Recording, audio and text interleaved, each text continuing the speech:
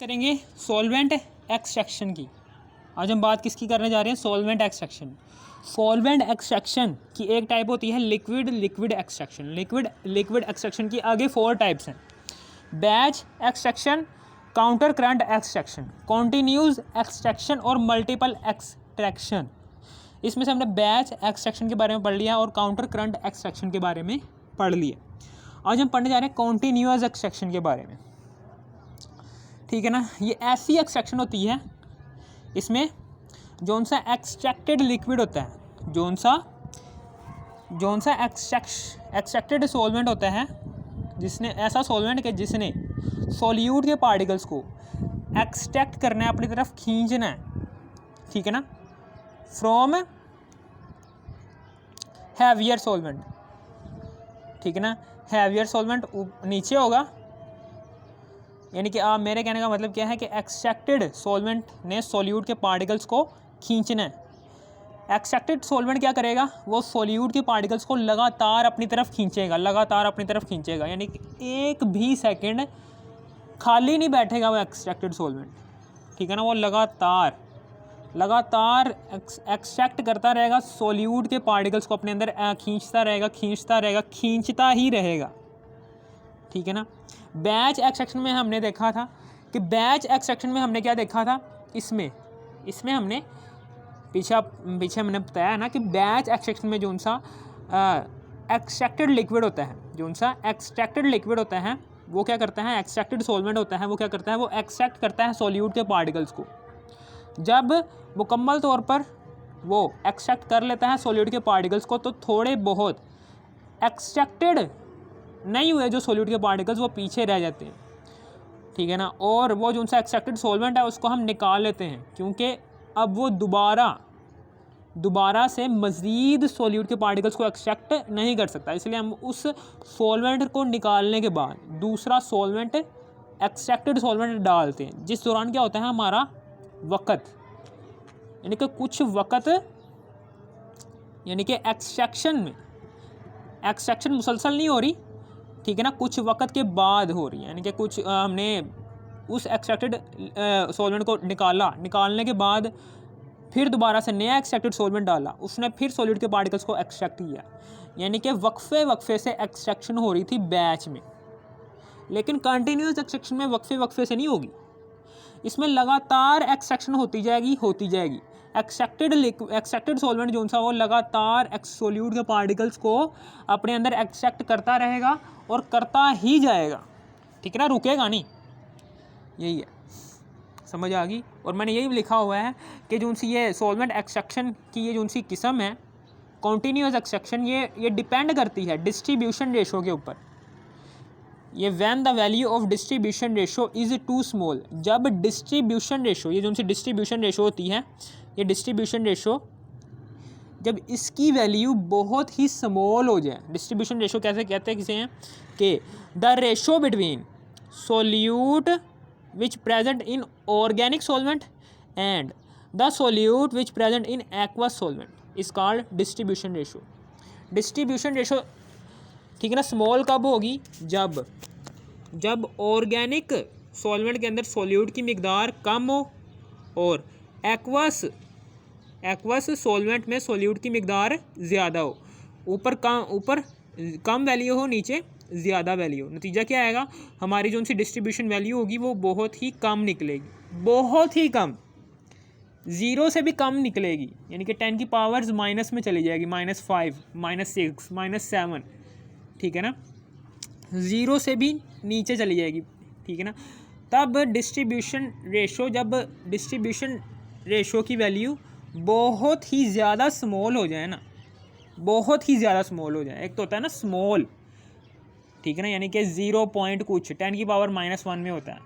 ठीक है ना। 10 की पावर -1 ये क्या होती है? स्मॉल वैल्यू होती है। लेकिन अगर बहुत ही स्मॉल हो जाए, 10 की पावर -5, -6, -7, -10 तक चली जाए, इतनी ज़्यादा स्मॉल वैल्यू जब डिस्ट्रीब्यूशन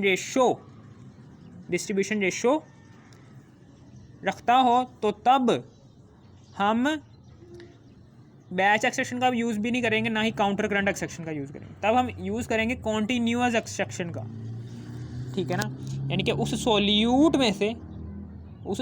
में से पोलर और नॉन पोलर सब्सटेंसेस को अलग करने के लिए हम कॉन्टीन्यूअस एक्सट्रैक्शन का यूज़ करेंगे। समझ आ गई? थोड़ी बहुत तो आपको समझ आ ही गई होगी। इसकी क्या होती हैं कॉन्टीन्यूअस एक्सट्रैक्शन? 2 एग्जाम की होती हैं। There are 2 types of continuous extraction.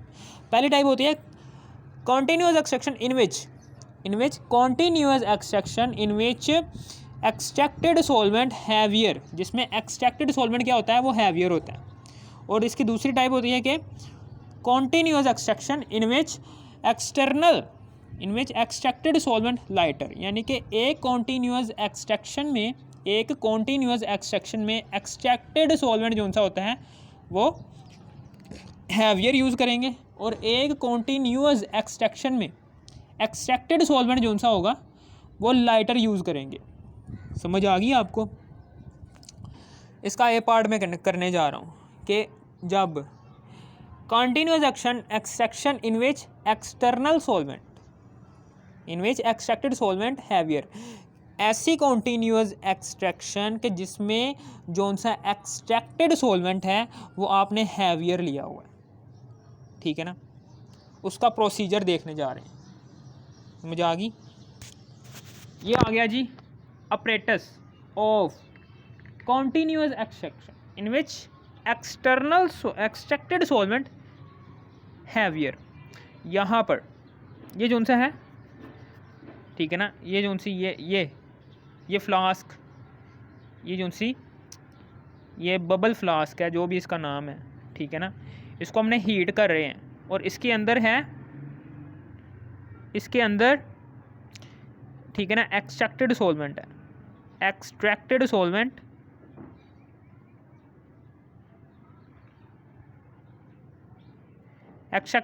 कह लो, या फिर इसे कह लो आप हैवियर सॉल्वेंट कह लो।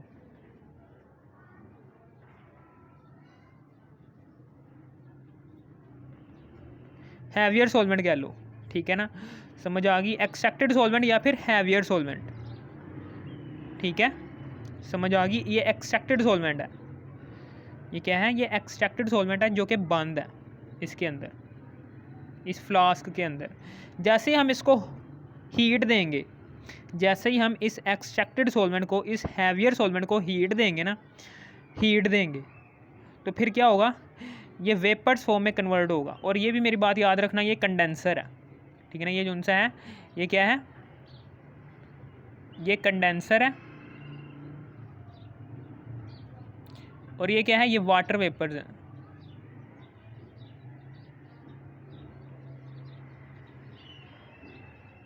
ये वाटर वेपर्स हैं और ये कंडेंसर है, ठीक है ना। कंडेंसर का काम क्या है?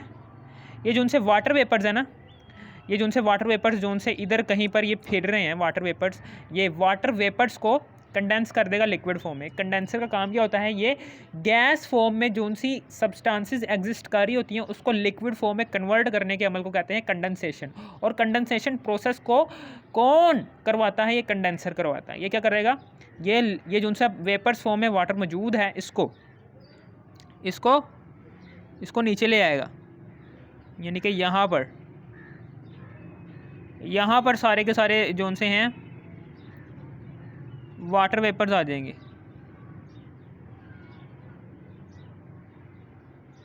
ये सारे के सारे वाटर वेपर्स जो से हैं वो यहाँ पर आ जाएंगे, लिक्विड फॉर्म में आ गए। ये ऊपर से गैशियस फॉर्म में, कंडेंसर ने गैशियस फॉर्म से लिक्विड फॉर्म में कन्वर्ट करने के बाद वाटर वेपर्स को नीचे फेंका है। और फिर उसके बाद ये जो सा है, ये जब हम इस एक्सट्रैक्टेड सॉल्वेंट को हीट करते हैं तो ये एक्सट्रैक्टेड सॉल्वेंट क्या करता है? ये वेपर्स फॉर्म में कन्वर्ट होने के बाद आपको पता है कि वेपर्स हल्के होते हैं, ये ऊपर जाते हैं। ऊपर जाने के बाद आपको पता है वेपर्स हल्के होने की वजह से ये ऊपर जाएंगे। ऊपर जाने के बाद यहाँ से होते हुए ये कंडेंसर के अंदर घुस जाएंगे। कंडेंसर के अंदर घुसने के बाद ये कंडेंसर क्या करेगा? इन वेपर्स को कन्वर्ट करेगा लिक्विड फॉर्म में कन्वर्ट करेगा, ठीक है ना। और आपको ये भी पता होना चाहिए कि वाटर वेपर्स के अंदर ही हमने यहाँ पर यहाँ पर हमने सोल्यूट भी डाला हुआ है, यहाँ पर क्या डाला हुआ है हमने, सोल्यूट भी डाला हुआ है।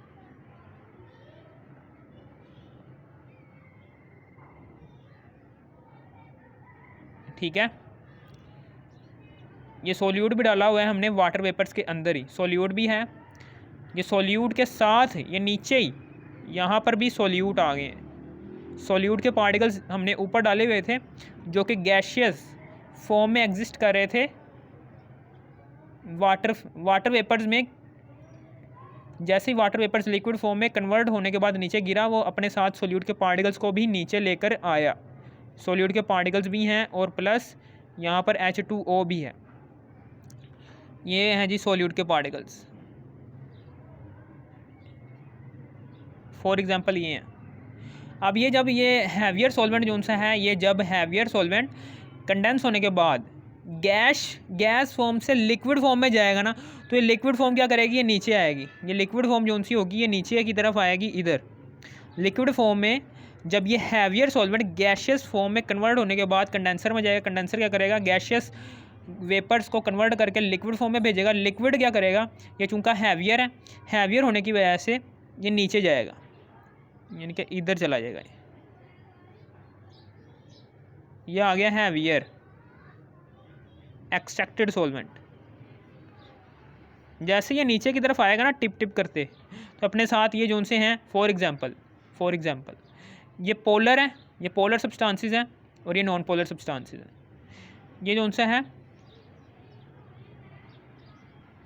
ये वाटर वेपर्स क्या करेंगे, ये वाटर वेपर्स इन गोल गोल सब्सटेंसेस को, जो सी सोल्यूट की गोल गोल सब्सटेंसेस होंगी जो कि पोलर होंगी, ये पोलर हैं, इनको अपने अंदर रख लेगा। और जो सी नॉन पोलर सब्सटेंसेस होंगी ट्रायंगुलर शेप में, वो जो सा हैवियर सॉल्वेंट है वो अपने साथ यहाँ से होते होते ये अपने साथ तीन पार्टिकल्स एग्जिस्ट कर रहे थे सोल्यूट के, ठीक है ना, नॉन पोलर सब्सटेंसेस एग्जिस्ट कर रही थी, वो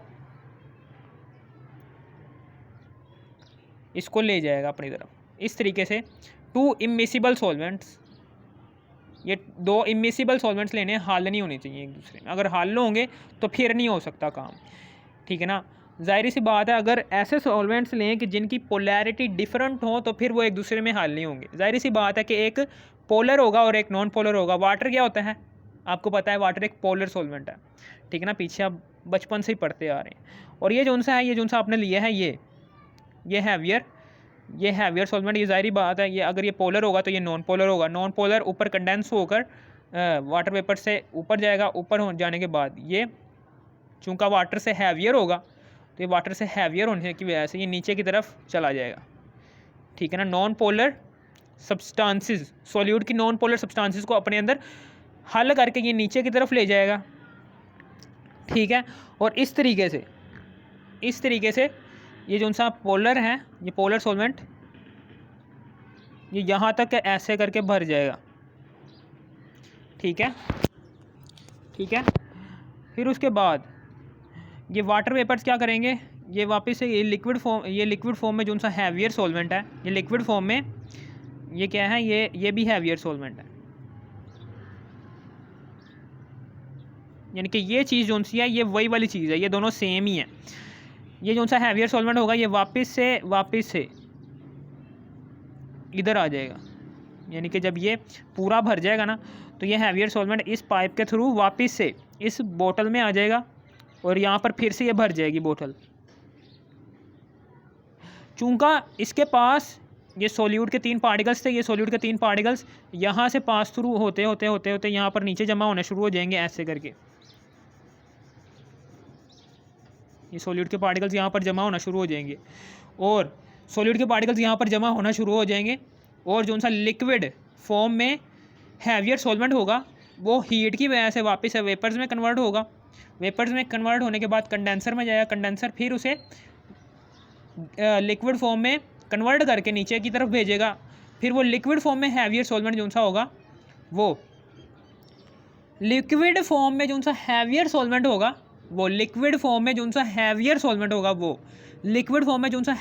होगा, वो पानी से हैवियर होगा, इसलिए पानी में से सोल्यूट के नॉन पोलर सब्सटेंसेस को अलग करके अपने अंदर ले जाएगा, अपने अंदर लेकर जाने के बाद, ठीक है ना, ये पानी के नीचे आ जाएगा।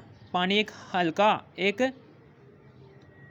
लाइटर सॉल्वेंट है, ये हैवियर होने की वजह से नीचे चला जाएगा। और फिर उसके बाद ये हैवियर सॉल्वेंट क्या करेगा, ये दोबारा से अपनी इस बोतल में आ जाएगा लिक्विड फॉर्म में, और यहाँ पर फिर सॉल्यूट के पार्टिकल्स 3 और पकड़ेगा, यहाँ से सॉल्यूट के पार्टिकल्स वो वापस से 3 इधर आ जाएंगे, और इस तरीके से चलता रहेगा प्रोसेस, चलता रहेगा चलता रहेगा चलता रहेगा चलता रहेगा। और यहाँ पर हम वाटर वेपर्स भी डालते जाएंगे डालते जाएंगे डालते जाएंगे। और वाटर वेपर्स के साथ जो सा सॉल्यूट है कि जिसकी सब्सटेंसेस को हमने अलग अलग करना है, नॉन पोलर और पोलर सब्सटेंसेस को हमने जोन सी भी सब्सटेंसेस हैं, यानी कि सॉल्यूट के पार्टिकल्स को हमने अलग अलग करने हैं, उस सॉल्यूट के पार्टिकल्स को हमने इधर डालना है। ये सॉल्यूट है, इसमें से हमने गोल वाली सब्सटेंसेस उसको अलग करना है और ये ट्रायंगुलर सब्सटेंसेस को अलग करना है। तो इस सॉल्यूट को हम यहाँ पर फेंकेंगे, और ये वाटर वेपर्स के अंदर ही, ये वाटर लिक्विड के अंदर ही ये सारी की सारी सब्सटेंसेस आएंगी, ठीक है ना। और इन सब्सटेंसेस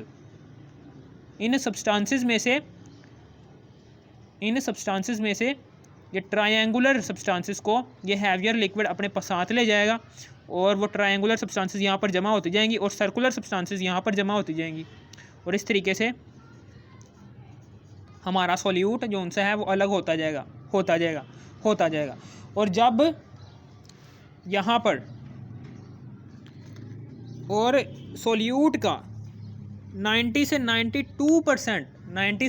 95% पार्ट अगर यहाँ पर जमा हो जाए ना, तो तब आपने ये जो सा प्रोसेस है ये रोक देना है, ठीक है ना। मैंने वही चीज़ें बात सारी लिखी हैं कि first of all heat the heavier solvent, कि सबसे पहले हमने हैवियर सॉल्वेंट को हीट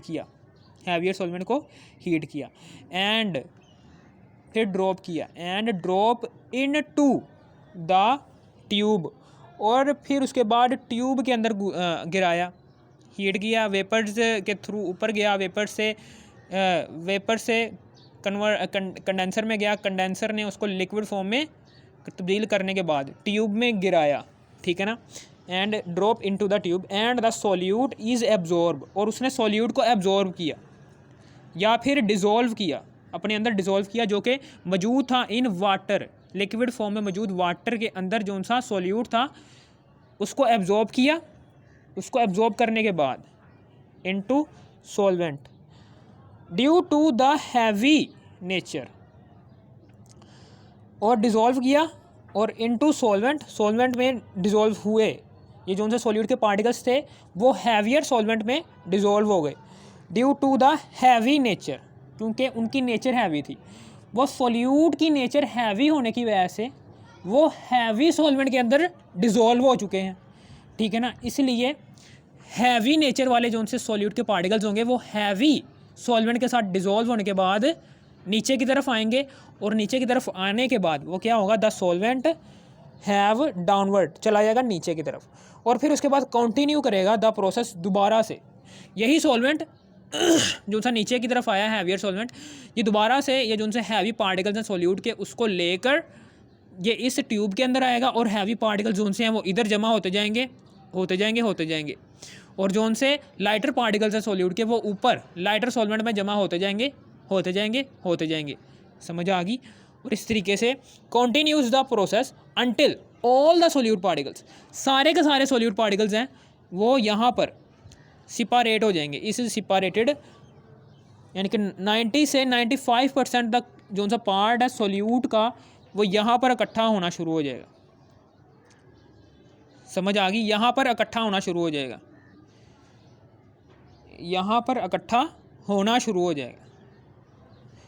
यानी कि हैवी पार्टिकल सॉल्यूट के इधर जमा होना शुरू हो जाएंगे, जो उनसे लाइटर पार्टिकल्स हैं सॉल्यूट के वो ऊपर जमा होना शुरू हो जाएंगे। इस तरीके से सॉल्यूट के पार्टिकल्स जो उनसे हैं वो अलहदा होते ही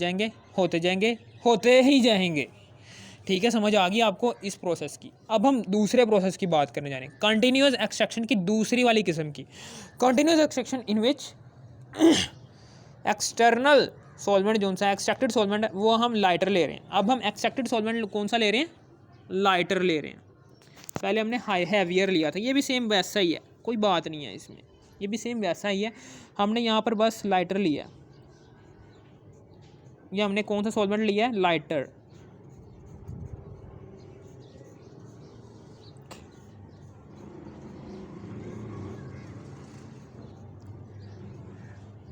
ये कौन सा सॉल्वेंट है, ये हमने लाइटर सॉल्वेंट लिया हुआ है।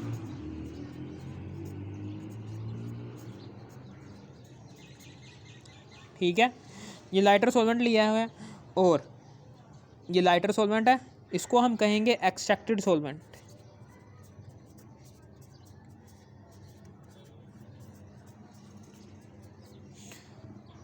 ठीक है ना। फिर उसके बाद इसी को ही हम हीट करेंगे। ये कंडेंसर क्या करेगा, कंडेंसर क्या करेगा, ये वाटर वेपर्स को, ये जो उनसे वाटर वेपर्स हैं, ये जो उनसे वाटर वेपर्स हैं, कंडेंसर क्या करेगा, कंडेंसर इन वाटर वेपर्स को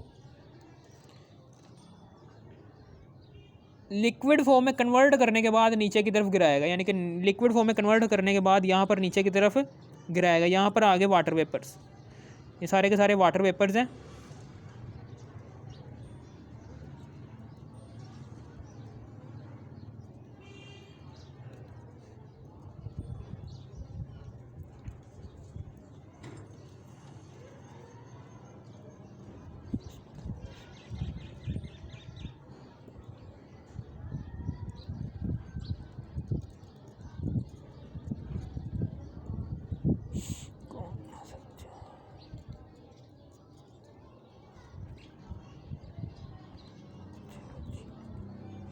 ठीक है ना, यहाँ पर आ जाएंगे। अब उसके बाद क्या होगा, ये जो सा लाइटर सॉल्वेंट है, ये जो सा लाइटर सॉल्वेंट है, ये वाला, ये लाइटर सॉल्वेंट क्या करेगा, ये हीट की वजह से ये वेपर्स में कन्वर्ट होगा। वेपर्स में कन्वर्ट होने के बाद ये वेपर्स की फॉर्म में ऊपर की तरफ जाएगा और ऊपर की तरफ जाने के बाद ये कंडेंसर में जाएगा। आपको पता है कि वेपर्स हल्के होने की वजह से ऊपर की तरफ जाएंगे ना, मूव करेंगे ऊपर की तरफ, तो कंडेंसर में जाएंगे। कंडेंसर क्या करेगा, इनको लिक्विड फॉर्म में कन्वर्ट करेगा। लिक्विड फॉर्म जब नीचे की तरफ आएंगे, लिक्विड फॉर्म में लाइटर सॉल्वेंट नीचे की तरफ आ रहा है। ठीक है ना। और मेरी बात ये भी याद रखना कि ये H2O है लिक्विड फॉर्म में और इसके अंदर सोल्यूट के पार्टिकल्स हैं,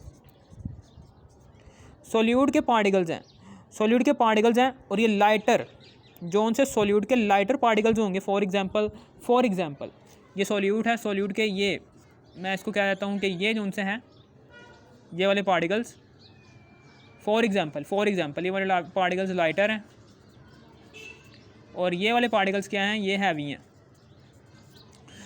ये लाइटर पार्टिकल्स, ये जो उनसे सोल्यूट होगा, ये सोल्यूट क्या करेगा, ये लाइटर सॉल्वेंट होगा, ये लाइटर सॉल्वेंट नीचे की तरफ आएगा। नीचे की तरफ आने के बाद ये ऊपर जाएगा, क्योंकि ये हैवी सॉल्वेंट से लाइटर है, हल्का है, तो हल्की चीज़ पहले आएगी और भारी चीज़ बाद में आएगी।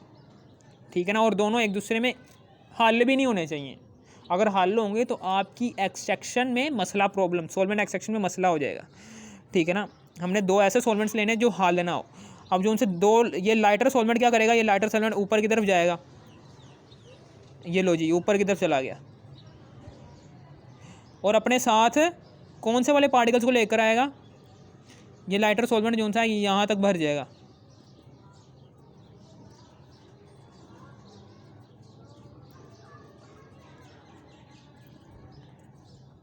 ये लाइटर सॉल्वेंट आ गया। ये लाइटर सॉल्वेंट के अंदर जौन सा हल्के पार्टिकल्स थे, लाइटर पार्टिकल्स, वो ऊपर आ जाएंगे इधर। ये लाइटर पार्टिकल्स आ गए। लाइटर पार्टिकल्स क्या करेंगे, ये लाइटर पार्टिकल्स यहाँ से होते होते ये जो सा लाइटर सॉल्वेंट है, लाइटर सॉल्वेंट है लिक्विड फॉर्म में, जो सा लाइटर सॉल्वेंट है वो यहाँ से लिक्विड फॉर्म में आएगा, लिक्विड फॉर्म में, फिर उसके बाद इधर आएगा लिक्विड फॉर्म में। लिक्विड फॉर्म में जब इधर आएगा तो ये लाइटर पार्टिकल्स जो उनसे सोल्यूट के, वो इधर आ जाएंगे, इधर इकट्ठा होना शुरू हो जाएंगे। अब क्या होगा, अब यहाँ पर लाइटर पार्टिकल्स जमा होने शुरू हो जाएंगे और यहाँ पर सोल्यूट के हैवी पार्टिकल्स जमा होना शुरू हो जाएंगे।